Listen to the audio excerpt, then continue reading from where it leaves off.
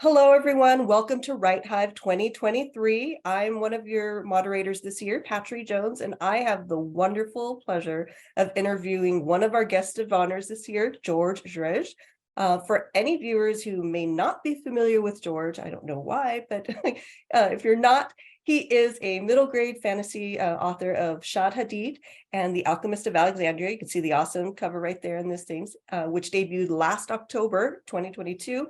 And I hear we have a sequel coming out this year, right? Is that right? Shad Hadid Absolutely and right. Forbidden Alchemies, set for publication this October, right? That's so Yeah, exciting. We get to continue on with Shad and his adventures and see where that goes. Also, if my research is correct, I understand that you love doing school visits. You love love it. searching for good food. You've an obsession with sweets, if you haven't realized from reading his books, and mastering yoga poses, right? Is that pretty close? Awesome. I'd get down on my head if I could right now in the context of this presentation. Awesome. Yeah, I've seen the video, and he really can do a handstand and a headstand yoga poses. So it's awesome that you've worked to be able to do that. I think I've taken enough intro time, so I'm going to jump right into our first question, George. Sure. Question number one, what inspired you to start writing? Um, I want to say that I'm sure there was a little bit of intrinsic motivation, but I didn't grow up wanting to be a writer. I didn't even really grow up a reader. I did read a lot of comics growing up. Mhm. And later in life, I would say around the end of college, I got really into reading just because of how much free time I had. And so I started devouring thrillers first, transitioned to fantasy and science fiction. And it was in one of those science fiction books that after reading and sending it down, some part of my brain, like a part of the ego within, asked, hey, this author did it, why couldn't I? So it was almost like curiosity spurred me to try writing. Of course, I could not do it, but I had the foresight to give myself years to dedicate to this craft. Mhm. And I guess looking back, it's really funny. I would just say, just the one moment, right? Where it's a spark in your mind that goes, hey, I can maybe one day do this. Awesome. That is so true. It only takes that one moment. And kind of stemming off of that question, what do you think are your favorite tropes to read or to write? Yeah. So I I would say I'm a student of many philosophies, but one I really have tended to gravitate towards recently is really that Buddhist Eastern philosophy. And therefore, one thing that I really love exploring is the theme of nonviolence Mhm. and how I can exist in this loaded and really talented fantasy space, as well as just other spaces while and I sometimes fail to do this, but while trying to present a message of nonviolence to my readers, and that could just be in the sense of, hey, I can beat the crap out of this person, but I'm not going to, Mhm. in the sense that for any fans of The Last Airbender out there, kind of Aang's character struggles with that. I really enjoyed that. Outside of that, I really, and you could tell this is all related, right? So, enemies to friends is another really fun one, right? How can you turn a friend into an ally? And that was one, if you have not read Shad Hadid, you will definitely see present. And Yeah. so I would say those two tropes are some that I have been playing around with in different ways, in new ways, in ways that are yet to be seen by readers lately. Yeah, definitely. Nonviolence is very important. So I agree and applaud you for that. Letting kids know, especially, that there are other ways to deal with their emotions, their anger, than Yeah, lashing out. We have enough violence in the world now that we need to kind of find a truly. different way out of it. Awesome. Next question is, what do you enjoy writing the most? This is really tricky. And in the sense that we're all a collection of our memories and experiences, the people around us. I think that as writers, we're definitely the collection culmination of the media we consume, not necessarily just books, but also movies and television. Mhm. And as I mentioned earlier on, thrillers were my introduction, or rather reintroduction into literature. And I find that no matter what genre or age category I play around in with my writing, I always find myself building in suspense and trying to elevate to like that really powerful, satisfying climax. Mhm. And so I would say like elements of thriller in that sense are probably the most fun to write. And then I like to go back and weave in clues and Easter eggs and foreshadowing. That is the only part of revision that I enjoy. So I would say that. And folks that know me know I like to inject some fantastical into every storyline, even if it's a contemporary one. And so I just think that it's much easier to inject metaphor through the fantastical, and you can be a lot more brave, I feel, in your writing when you have that backdrop. Mhm. Yeah, the freedom with fantasy is just, it makes it a lot easier to, whip up any So kind of much easier. direction like you Yeah, want. oh God, so much easier. Next question. What part of the writing process do you think is the most challenging? Hmm. Revision. I said there was only one part of revision that I enjoy is like weaving in and throwing in certain elements and being like, this would be cool. Mhm. But I would say every other part of revision is so painful because as much as I have patience, I'm also a lot of us are obviously have this duality of like I am very impatient in some respects. And one of them is like, I finished the book, everyone read it. Right. um and it's that Picked the this wrong career. I really did, and so I need to step back, take several steps back actually, and give myself at this point, I know in my writing maybe 2 or 3 revisions Mhm. before I really feel comfortable. Okay, this is going to the agent, this is going to the editor, this is going to the final reader. Awesome. Yes, revision is, it's the probably one of the parts of writing that new writers don't really know. Oh And God, it's this yeah. idea that like the first line and first chapter of your book is going to change like so many times you don't even realize. Oh, you don't, yeah, no. I mean, I love it when authors release these earlier editions of their books where you can see what they've changed because it's so drastic, Mhm. so drastic. And I just wish that early readers had that perspective. Great. Now, why don't you go ahead and tell us about your own writing journey and how it is that you found your agent? Yeah. Everyone's. Yeah. Yeah. My writing journey is traditional, non traditional, right? So I started writing late in college. I would say right at the end of college, actually. I wasn't really writing in college. So right at the end of college, and I would just take any free moment. I was not the type of writer that could wake up at 5 a.m., sit down, and just crank out 1,000 words. My brain is like thoughts are flying all over the place. It's pure chaos in there. And I would find any quiet moment, just these 15-minute pockets in the day, and write.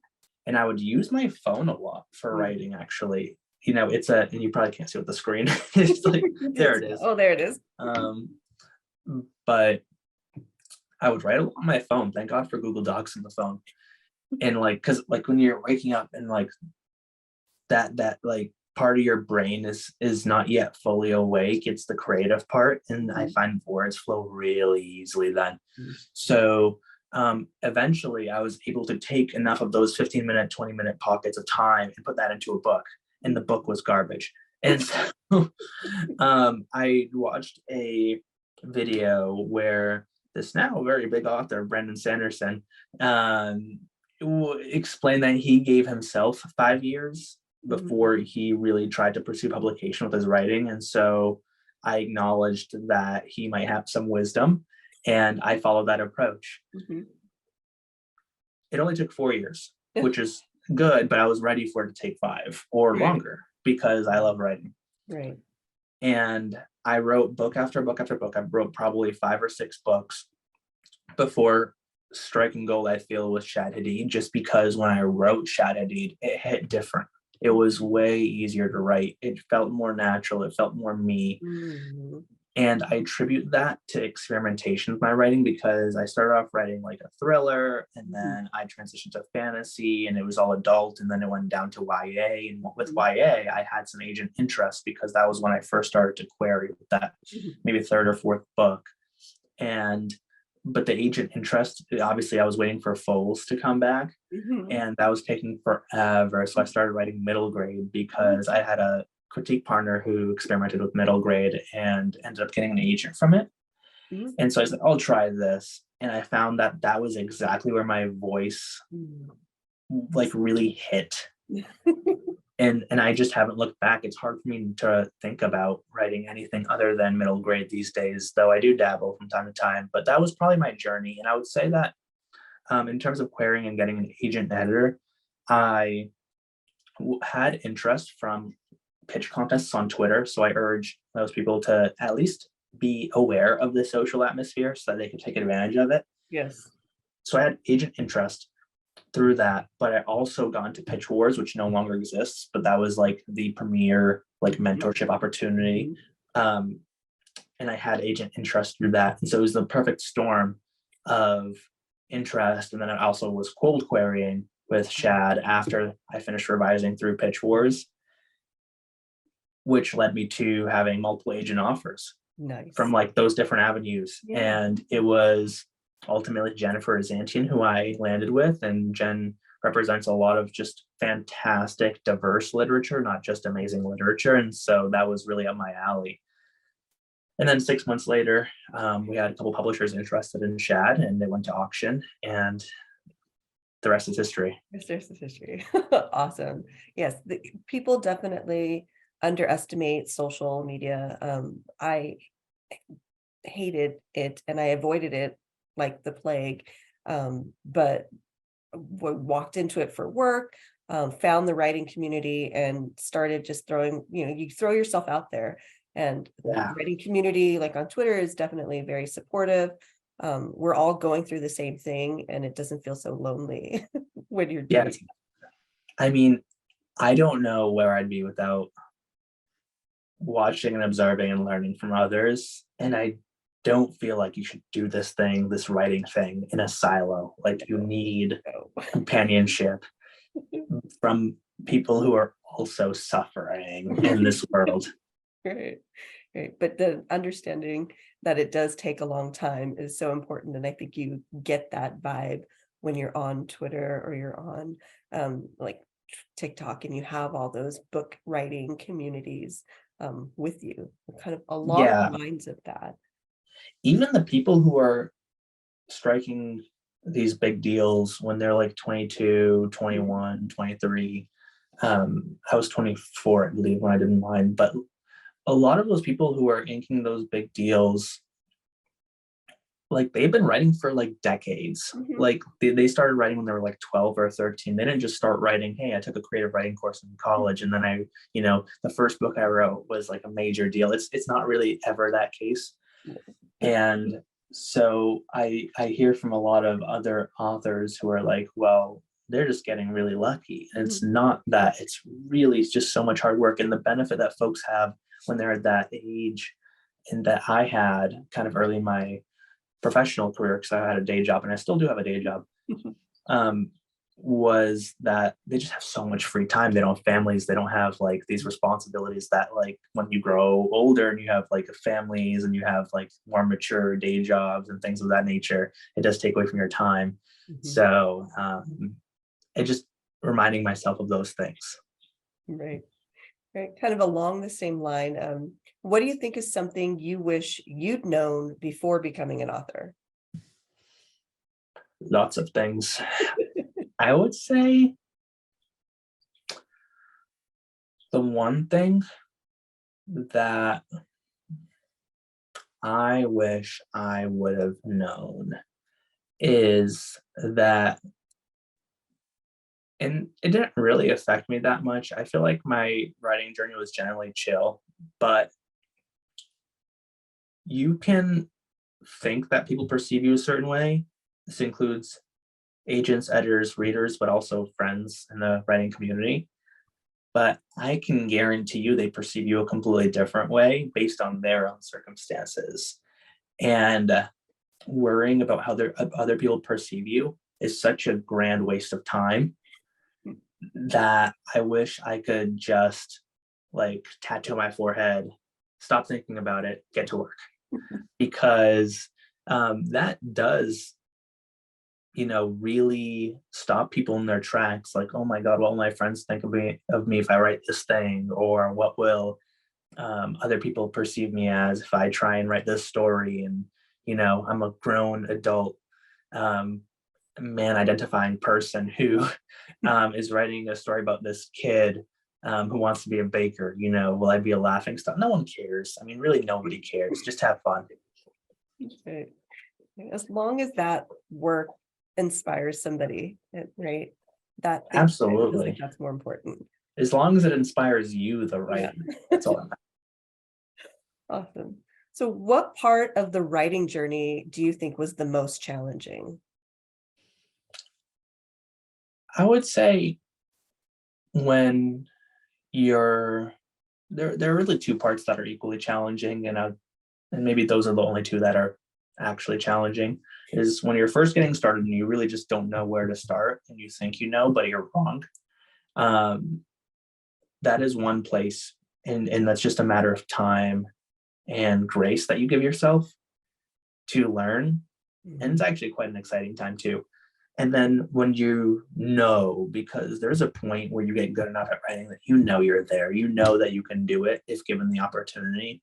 And just because of how saturated the market is and how, the business world works in terms of publishing and a variety of other factors, you're just not yet hitting. And you just need to be patient and continue to put your head down and do the work, because it's not a matter of if, but when. But you're seeing your friends getting deals, you're seeing everyone else getting deals. That is probably the other hardest part. I definitely have to agree with that. Yeah.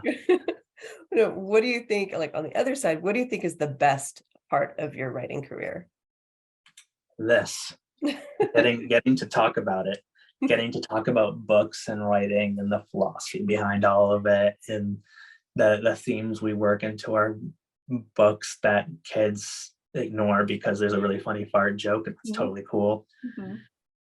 Yeah, I really enjoy the social aspect of it. I mean, as humans, as writers, our instinct is often to introversion, but as humans, we want to socialize. And so being able to do so with a community of readers and writers is extremely gratifying.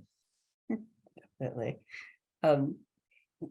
As much as you could say, what is it that you are working on now?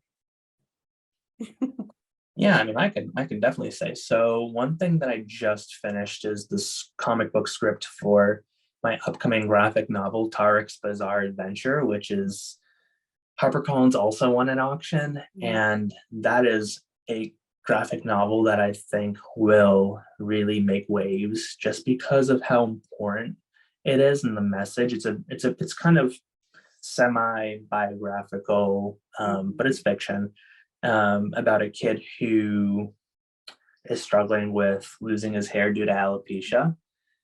And it's just really fun as well. I tried to make it so that it's not really heavy. It's just super fun and funny, and you're having a good time, but also in this journey that is really impactful to this kid. And so I just cannot wait. And that was the biggest thing. I have to figure out another comic book script, and I'm tempted because I'm finally in this space that I grew up reading these comics. I want to go full weird, but I just don't think my publisher is going to let me. And that's okay. But I've been approached to work on several short story anthologies. So if those ever are purchased by, traditional publishing, then you'll see my stories there. I've really enjoyed diving into the world of short stories. I find that they're maybe harder to write than actual novels. Yes. And I would say that the other thing that I'm working on is more middle grade, Hmm. but trying different genres other than fantasy, like science fiction or mystery. I really want to continue to push myself, because it's only when I'm like, I don't know if I can write this, but I'm going to try anyways, that something magical happens. And so, yeah, I would say I'm in a stage of experimentation now that I've kind of gotten my foot in the door. It's Mhm. like, okay, time to show everyone how weird I am. Right. And then connect with all the other little kids that have the Absolutely. same, they're on the same wavelength as you. No one gets left behind. Absolutely. Awesome. Now, if a reader took one thing from your books, what would you hope it to be? Hmm. This is a tough one. I'm going to say curiosity, Mm, because in a lot of my books, there are obstacles that are set in front of the characters that I do so for the people that I've seen in my life who, mhm, when confronted with obstacles, have just stopped. mhm, They've stopped and they've stayed in place and they've never trucked forward. But I make my characters push forward and have that agency, because I want kids to know that if you do take that plunge, even if it is scary, and not just kids, actually, adults as well. I definitely don't necessarily write just for kids, even though I do write mostly middle grade. It's like these middle grade books I try and pack with different themes, but yeah, the core themes is, hey, if you just take that plunge, if you take that risk, the worst you can do is fail, and the best you can do is something truly magical.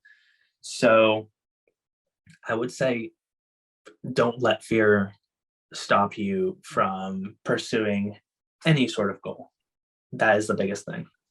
so that's a great message to send to not just kids, but to everyone in general, and to feel that sense of um, just Yeah, self-love, and stopping the act of censoring or filtering yourself before you try things is really, really, it's important, right? truly. I have to remind myself of it every single day.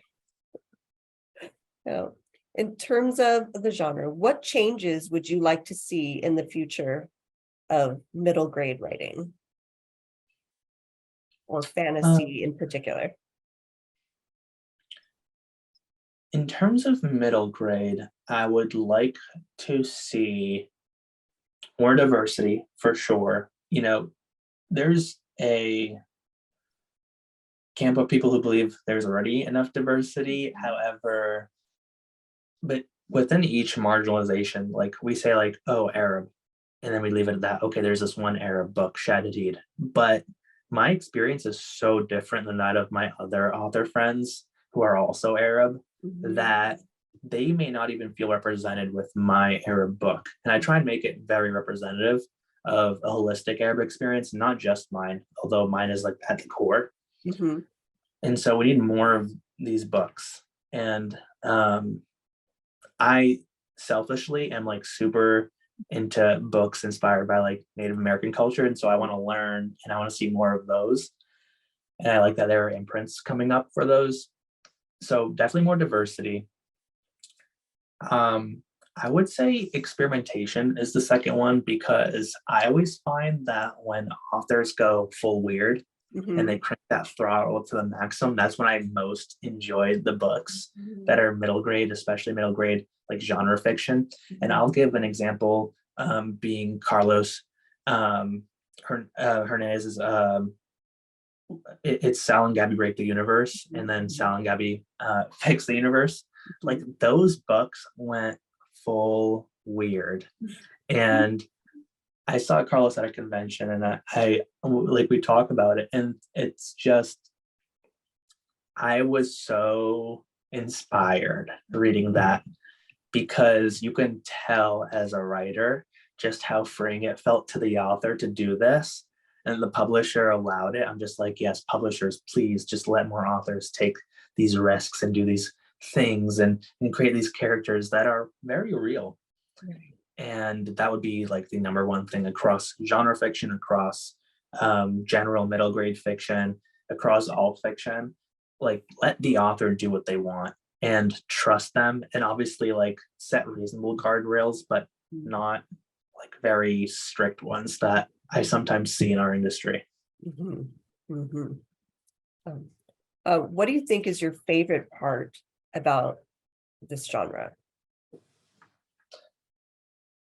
So I'm gonna stick to fantasy here in terms of genre. My favorite part is something I alluded to earlier, which is just how much you can steep a book in metaphor using the Mhm. fantastical. I feel that, and this has been said in many different variations by many different people before, but fantasy is really but a vehicle for um, reflecting the real world. Mhm. And when I teach classes and workshops on effectively writing books and I talk about fantasy, I always say like there has to be a point behind it. You can't, like, yes, you can just write a fantasy book just because it's fun, Mhm. but if you want to write a really resonant fantasy book, there has to be a why behind a lot of the elements that you include. So I think my favorite part is that we do have that freedom to embed that allegory, and I love it when an author really pulls it off. A Wish in the Dark with Christina Sontorbat Mhm. is just throwing out another Thai author out there. Just so good, and there are many others that have done this as well. Yeah, love Christina's work. Really. What do you think is the most challenging part about writing fantasy? Same thing, right? There's no rule book, and I can teach you how to do what I just described, which is embed that allegory, but there's no like MFA course, or I mean, I'm sure there's an MFA course for everything these days. I don't have an MFA myself, but there's really no guidebook that can really teach you how to effectively do it because so much of it is very personal. And so to I to do it, you have to experiment and try and fail and figure it out all within the same book. And then you Mhm. rinse and repeat that process across every book. Failure is such an essential part of the process of successfully weaving in themes that Mhm. and it's something that is not acknowledged. We just think as revising to be like polishing the book and making it flow well and pacing, but Mhm. embedding that underbelly happens often in revisions as well. Mhm. So it's difficult even for me, especially for Mhm. me. Yeah, definitely. Making it feel important, and making sure your message is that you have a clear message when you don't always have a clear message when you go into a book. Yeah. So you need that revision part to make it something special. Right. Yeah, I mean, I certainly don't have a message when I go into writing a book. I usually just start with like a really cool idea, like what if a kid discovered he was an alchemist and went to a school for alchemy, except the alchemy wasn't there, and I can flip the magical school trope right on its head. Like Right. a cool idea like that. And I'm like, okay, but what's the point? What is Shad learning through all of this? What Mhm. are our readers learning? What is the overarching theme between the struggle between the necromancers and the alchemists? Mhm. Right. So it's those things and those questions. They really are elements that I make shine in my revisions. Mhm. Nice, nice. So Right Hive's tagline is writing the future we need. What do you think that looks like to you? I feel as though we've talked about this throughout this wonderful conversation, which is right. We start with this goal of helping others, and it's not making a world a better place, and it's not shaping it in our worldview. It's how can we inspire others, probably to be more empathetic, because that's what the world needs right now, truly, and it's what it's always needed. And so, how can we write books now and into the future, and books that even portray the future? Through stories that teach, foster, and show us how we can be empathetic, how characters are empathetic. They inspire us to make these decisions. And I talk about nonviolence as one means, but characters can be violent and still empathetic. Mhm. And to a degree, I mean, I see a lot of these morally gray characters coming out, who are like very brooding and readers love that, but I don't know that they actually teach anything.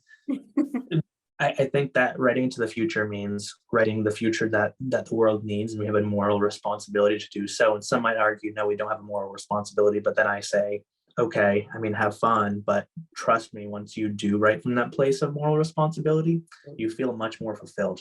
Your well is full, and you're filling it for readers as well. So write the future that the world needs, and that is a future steeped with empathy. Right. I definitely agree with you there. So our last question for this wonderful, wonderful conversation. If you could choose one superpower to have, what do you think it would be? Being able to write the perfect book on the first draft. I would say probably being able to stay in the present. Mhm. I think that's been a goal of mine lately, and I look at writing, actually, once you enter that so-called flow state, as like you're in the present. You don't feel it, but because you are living it. Mhm. And so being able to induce that feeling 24/7 would kind of be, it's kind of the goal of everything. It's just being present. It's the goal of all the religions. It's the goal of, you know, people do drugs for it, right? It's like, if I can stay in the present, then I can continuously induce that like creative flow state with my writing. And I can also just be centered and appreciate everything around me. And I feel as though, when you're so self conscious of how you're perceived, and if you're going to continue to have a writing career, coming back to the present and acknowledging just the beauty and the, for lack of a better term, the miracle of just existing in general, um, is a great way to stay grounded. So that would probably be my superpower. Not very cool, kids, if you're listening, not super strength or invincibility or invisibility. Right. However, I think one day you'll get it. Yes, yeah. One day they will get it. All right. Thank you so much, George. This has been so much fun. So now if people who are listening in, if they want to get some more information on you, stay in touch with you, give me the plugs. Tell me, where can we find you? What's the best way to stay abreast of what you're working on? Yeah. So this is like an inverted filter, so I'm trying to point correctly. You are pointing So correctly.